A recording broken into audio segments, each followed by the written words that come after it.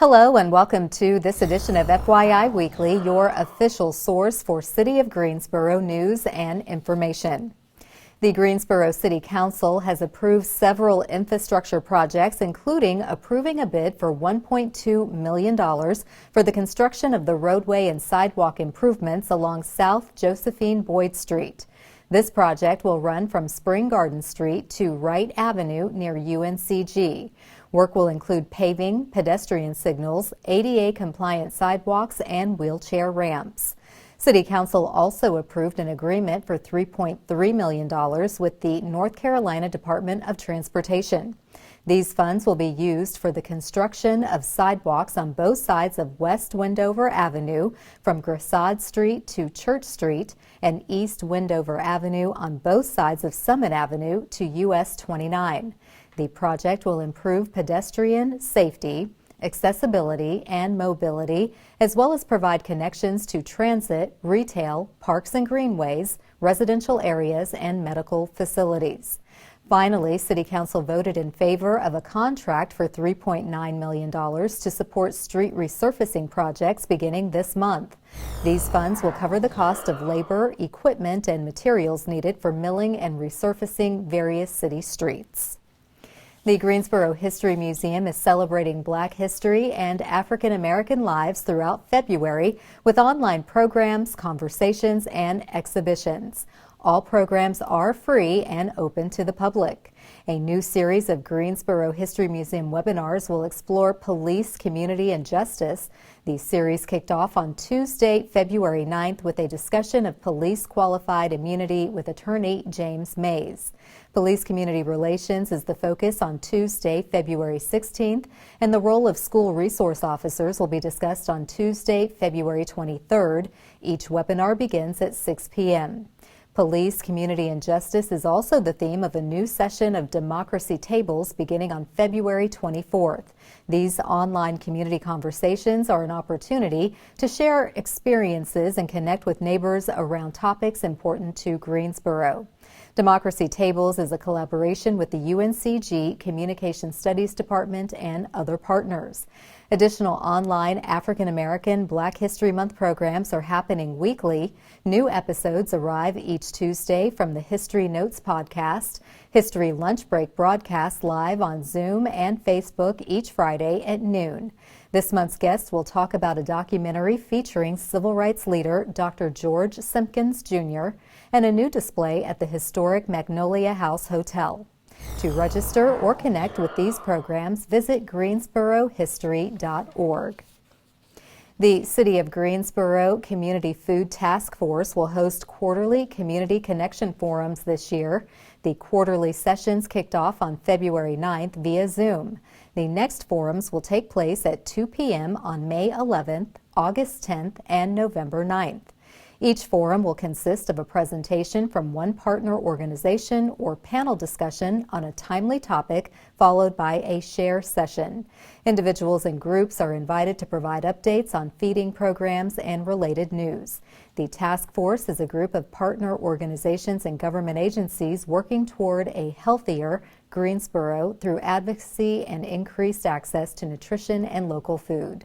To participate in future Community Connection forums, register online by visiting the city's website. The city developed a partnership with Cone Health to share a series of brief and informative videos designed to inspire you to make better choices when it comes to healthy living. Following these tips is an easy way to help each of us improve our quality of life. Let's take a moment to check out today's News for Your Health. Did you know that over 7.5 million people are seen in physicians' offices for shoulder pain every year? We'd like to share with you today a series of exercises that we found are helpful to regain mobility and strength and prevent injury in the shoulder. So we'd like to demonstrate for you one of the exercises that we find is very important to keep your shoulder healthy. This first exercise isolates the group of muscles that we call the external rotators, an important part of the rotator cuff. And this is performed by holding an elastic band or a bungee cord between your hands with your elbows safe at your side and rotating your hands apart. It's important to keep your elbows close to your side and to keep your shoulders low. Don't hike them up close to your ears, but again in a relaxed position down low. We recommend doing 3 sets of 10 repetitions of this exercise 3 to 5 days a week. So the second exercise for healthy shoulders involves an exercise called shoulder extension. This helps to isolate the muscles that attach to the shoulder blade and helps with stability. This is called shoulder extension. You utilize an elastic band, grasped with your hands, elbows straight, and to begin with, you want to pinch your shoulder blades together behind you and then draw your hands backwards. That's the shoulder extension.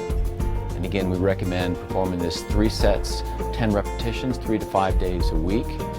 Now, these elastic bands can be attached to a doorknob or any other stationary object around the house.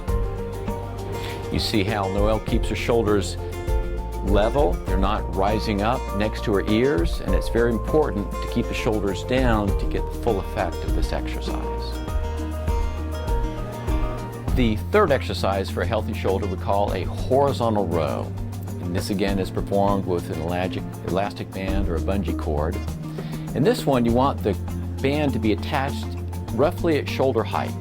So you might need to sit down if you're attaching the band to a doorknob, or you can put a knot in the elastic band and close it in the door so that it's at about your shoulder height. And you're going to grasp the elastic band with your arms straight, and then you'll be pulling your hands in towards your chest. You pinch your shoulder blades together at the onset, and then you'll pull your arms in and then slowly release, keeping your shoulders level, not hiking them up near your ears, but keeping them down low. And again, 3 sets of 10 repetitions, 3 to 5 times a week. Certain shoulder positions and movements can be very hard on the group of muscles that we call the rotator cuff, in particular overhead reaching and lifting. So the military press, which Tracy's demonstrating, can put excess stress on the rotator cuff muscles, and is generally an exercise that we would recommend people avoid. In addition, dropping the barbell behind the head and up onto the back of the neck also puts the shoulder in a compromised position that can cause stress and strain and irritate the rotator cuff and shoulder girdle muscles. Our final recommendation for a healthy shoulder is to make sure that you're always lifting and reaching in safe positions. You want to make sure that you maintain proper posture. You can see Noelle sitting up nice and straight. And as she's reaching, she wants to make sure that she uses good body mechanics. You want to avoid reaching in awkward positions, such as when you're driving your car, reaching into the back seat for an object. It's a position that puts the shoulder at a disadvantage, and we often see people come in with shoulder injuries from lifting in awkward positions. So take the time to find a safe, comfortable position. Use your power zone with your hands in front of you, your elbows at your side, elbows below your shoulders. That's the safe zone.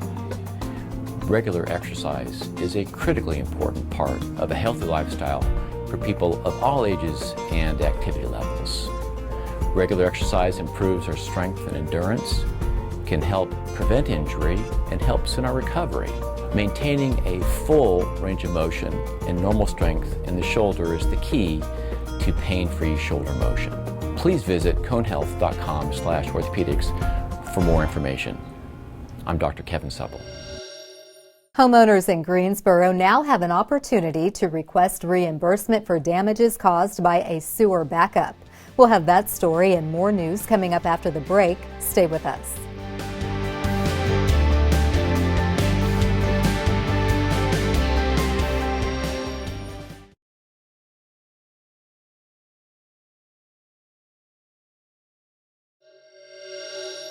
Welcome back to FYI Weekly. The City of Greensboro introduced a new sanitary sewer backup policy which may reimburse homeowners for damages if the backup was caused by a city sewer main blockage. If a homeowner experiences a sewer backup after February 1st, they may be eligible to receive assistance from the city for damages. Residential backups generally mean a house may not be in compliance with state plumbing codes, which require a backwater valve along the underground service line of a home. This valve prevents sewage from getting into the plumbing. Reimbursement for damages caused by a sewer backup may be offered by the city if the following criteria is met. If the backup was caused by a blockage in the city's underground sewer main line and not in the connection to the homeowner's underground service line, if this is the first sewer backup at the address in question since February 1st, 2021, if the homeowner signed a release waiving any further claims against the city and its staff in exchange for payment, and if the homeowner agreed to install and maintain a backwater valve in the service line to prevent future problems. For more information about the sanitary sewer backup policy, visit the city's website or call the city's contact center at 336-373-2489. The city's planning department is seeking proposals for the sale and development of nearly 2 acres in the 300 to 400 block of Summit Avenue. The property, located inside the interchange from Summit Avenue to Murrow Boulevard, is considered a gateway into downtown and the Dunleith neighborhood. The site is also near the downtown Greenway's Murrow Boulevard section currently under construction. Interested developers should review the request for proposals to obtain instructions on submitting a proposal, as well as details about zoning, available utilities, and desired site characteristics. Proposals must be submitted by 3 p.m. on Thursday, March 25th, to be considered by the Greensboro City Council. Submission requirements are on pages 5 and 6 of the proposal request. The appraised value of the property, which served as a public right-of-way, is $440,000. For more information, contact Jeff Sovich, Senior Planner, at 336-433-7264. Thanks to a donation of 6.5 acres of open space from Friends Home Incorporated, the city of Greensboro will be able to connect the Bicentennial Greenway to Friendly Avenue and the Retirement Communities campus. Friends Homes has also made a donation to the Friends of Greensboro Parks and Recreation Foundation to fund a project feasibility study. This will shed light on site conditions and compatibility with existing enhancements on the Friends Homes campus. Plan to Play, along with the Greensboro Bike and Pedestrian Plan and the city's GSO 2040 Comprehensive Plan, encourages the city to develop more trail connections. Trails and greenways rank high on the list of favorite recreational amenities, making this an ideal project for the community. More than 47% of the Plan to Play survey respondents expressed an interest in seeing more trails and programs centered on outdoor recreation. The feasibility study, which is currently underway and expected to last through this spring, will include public engagement, design, and construction documentation. The Parks and Recreation Department will manage the project on behalf of the Friends of Greensboro Parks and Recreation Foundation. A construction start date has yet to be determined. As many renters hold their breath in hopes of not getting evicted for falling behind on their payments, help is on the way from the city of Greensboro. Coming up after the break, we'll tell you about the Emergency Rental Assistance Program. Stay with us.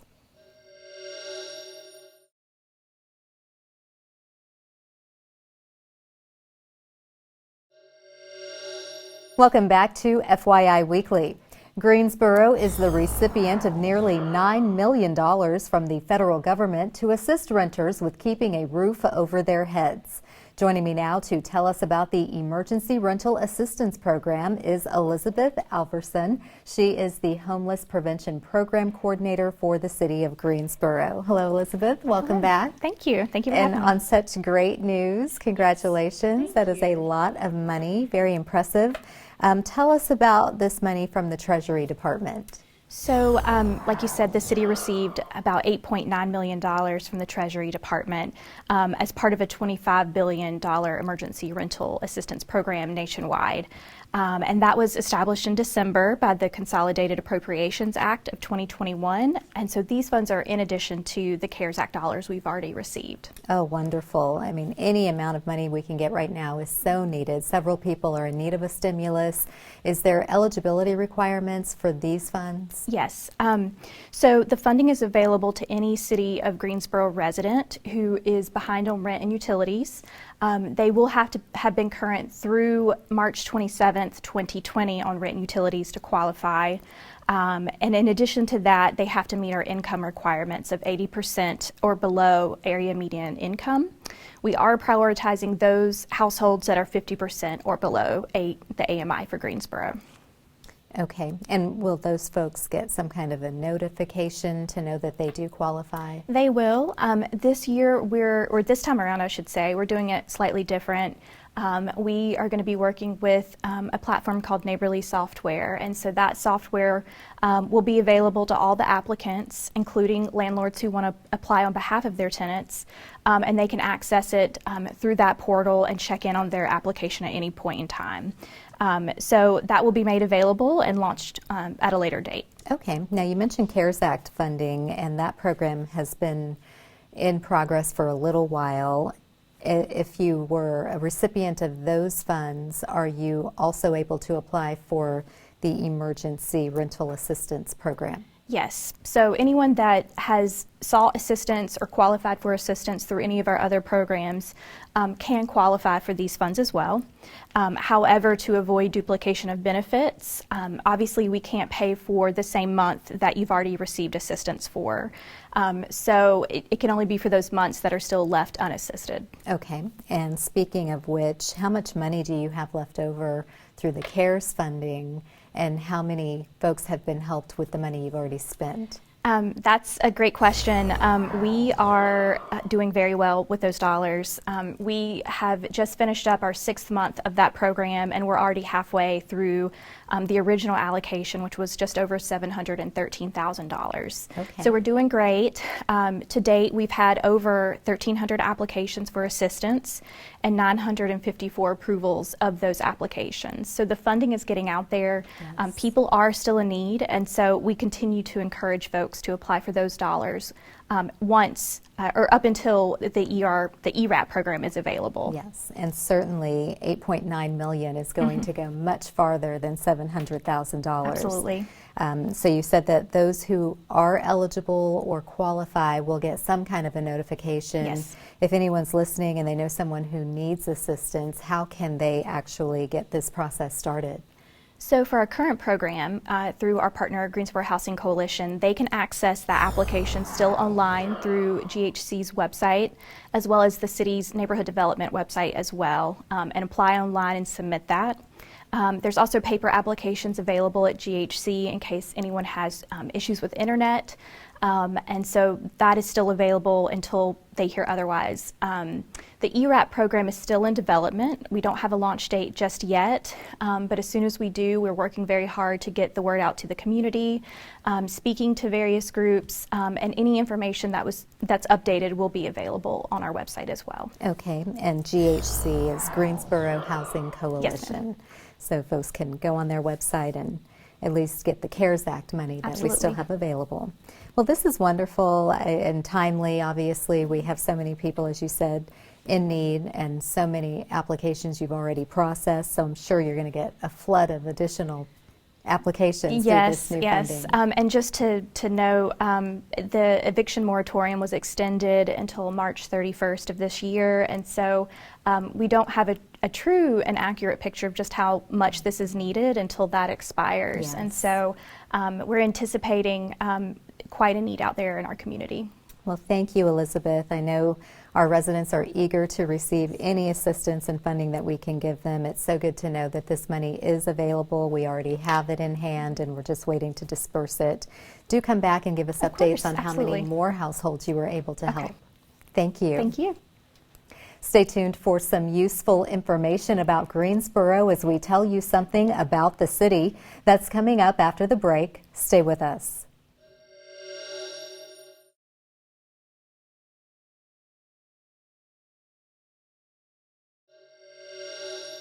Welcome back to FYI Weekly. One way to stay informed about decisions that impact our city is by attending or tuning in to City Council meetings at 5:30 p.m. on the first and third Tuesday of the month. The fourth Tuesday is reserved for a meeting as needed. Due to COVID-19, the City Council is meeting virtually. The Greensboro City Council meetings are broadcast right here on GTN. The meetings are also streamed live on the city's website and on Roku. City Council meetings usually take place on Level 2 of the Melvin Municipal Office Building, located at 300 West Washington Street. To review the council meeting schedule and agendas, please visit the city's website. Here's an opportunity to learn a little something about the city. Creative Greensboro, the city's Office of Arts and Culture, has placed an open call for musical acts interested in performing at its sponsored events. The deadline to respond to the open call is Sunday, February 21st. The call is open to musical acts based in North Carolina, though preference will be given to those based in the Piedmont Triad. This open call will be used to create a roster of artists for Creative Greensboro concert programming being hosted through June 2022. Among other opportunities that may be offered, Creative Greensboro is specifically seeking guest artists for the MUSEP and Opus concert series. For more information, including the application, please visit Creative Greensboro's website. Coming up after the break, we'll showcase our department spotlight, but first we have an important message about COVID-19.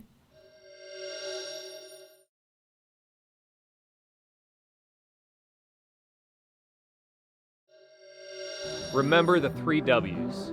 Wear a cloth face mask covering, wait 6 feet from others, and wash your hands often. By working together, we can adjust to this new normal and continue to save lives.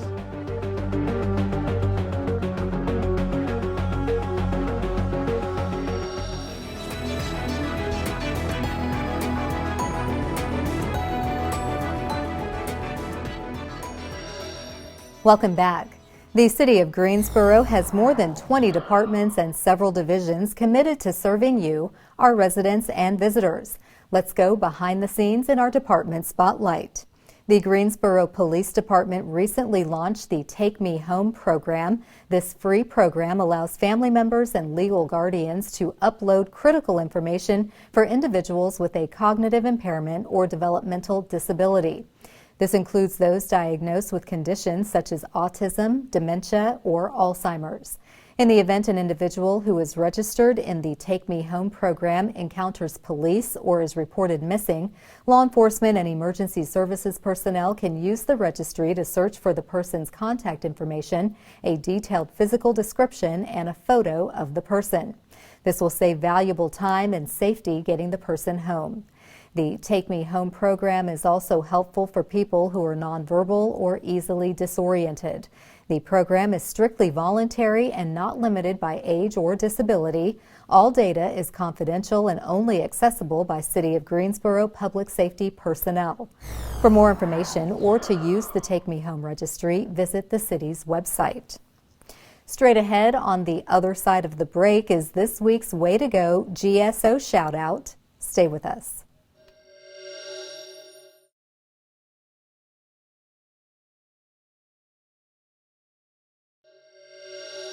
As we draw to a close, we always want to end on a positive note with our Way to Go GSO shout out. This week's shout out goes to Creative Greensboro. 10 creative programs planned for the first half of this year have been awarded $60,000 through Catalyzing Creativity grants. This marks the first funding initiative by the city's Office of Arts and Culture. The grants provide financial support for nonprofit organizations and creative individuals with a specific intent of engaging communities of color, low-income communities, and people who are disabled. Please remember, as more places continue to open, wear your face covering, wait 6 feet apart, and wash your hands often. That concludes this edition of FYI Weekly, but you can easily stay connected to the latest city news by linking to us on Facebook, Twitter, YouTube, and Instagram. Alexa users can subscribe to our 5-minute flash briefings, which airs on 90.1 FM. Be sure to download our weekly podcast, Talk City Greensboro, and now GTN is streaming on Roku. For all of us here at the City of Greensboro, thanks for watching, and we'll see you next time.